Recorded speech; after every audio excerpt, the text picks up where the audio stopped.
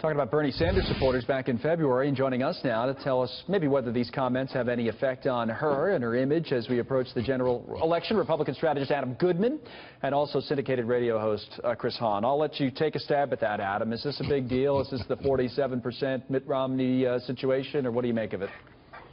Well, I guess that every millennial in America is now part of her basket of deplorables. I mean, why would you go after and diss a movement and its believers simply because of their age? And it wasn't just that. It was going a step further into taking on basically an economic message that she's dodged to now, which is a hot button not just for millennials but everyone in America, which is the tepid job growth, the lack of good jobs, the increasing wage and wealth gaps.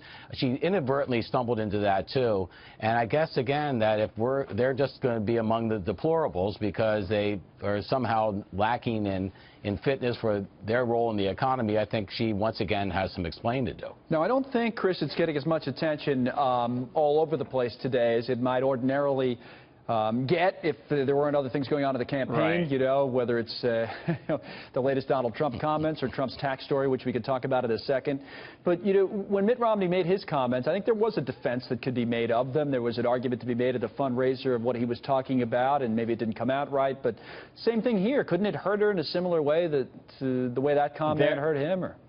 You know, I've heard the entire tape, and there's absolutely nothing wrong with what she said. In fact, Bernie Sanders went on Meet the Press yesterday and defended her for saying just that. In fact, he actually says it's a clear understanding of the problem facing young Americans who are getting out of college saddled with debt and don't feel they have an opportunity to grow. Just if you talk down to them, you know, that kind of thing. I don't believe that. I don't believe anybody was talking down to them. She was explaining to some people at a fundraiser who may or may not understand what these young people are going through, that she does understand. I think most young people that I've talked to over the last couple of days about this understand that. At least she has an understanding of what's going on with them. Coming out of college, saddled with debt, and not seeing the opportunities that their parents once had. And that's something that the next president's going to have to deal with. All right, respond to that real quick, Adam, and then I want to move on to some of the other big stories. But, Adam, what do you think of that? That this is a defensible comment. That's basically what Chris is saying.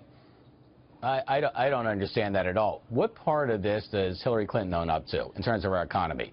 The slow job growth, the record 46% in poverty, the fact that jobs are growing overseas, which is one of the reasons young people have such a tough time now seeing optimism ahead.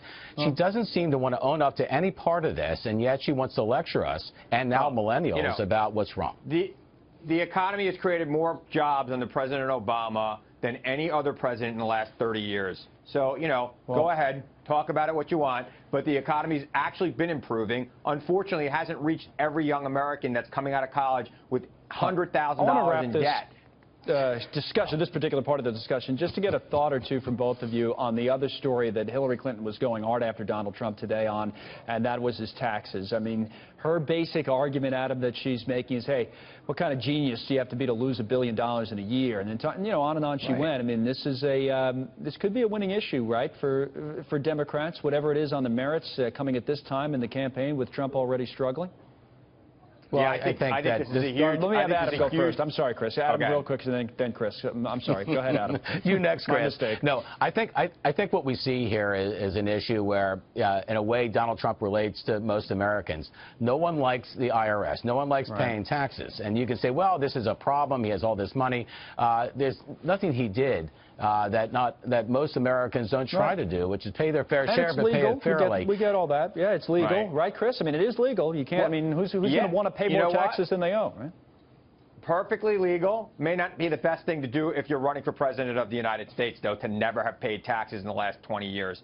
That's the problem. He's got to release his tax returns and show the American people where he's borrowing money from, how much he's paying in taxes, and what he's doing with his charitable giving. That's what every president has done since Nixon. I don't understand why he's not doing it. And I think it's because he doesn't pay taxes, or he's not as rich as he says he is, or maybe he's in debt to some people that we don't want to know about, and that would be really bad for him. Well, now let's get into, because he hasn't released them, I'll say the one thing that I say to me is a fair point. Because he hasn't released them, and Adam, this is the last point, Chris's argument is out there, right? Maybe he should have put these out there a year ago. This whole thing would have been over with, or 6 months ago, you know? Yeah.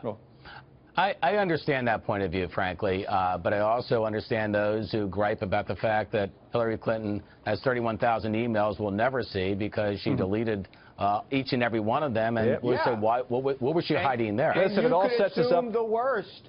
You could assume the worst from both of those things. Assume the worst thing you could possibly think of about Donald Trump's taxes, just as Republicans and some other people who are opposing Hillary Clinton are assuming the worst about her emails. The only assumption I can make now is I have to go for time, but good job out of both of you guys, Adam and Chris. Thanks.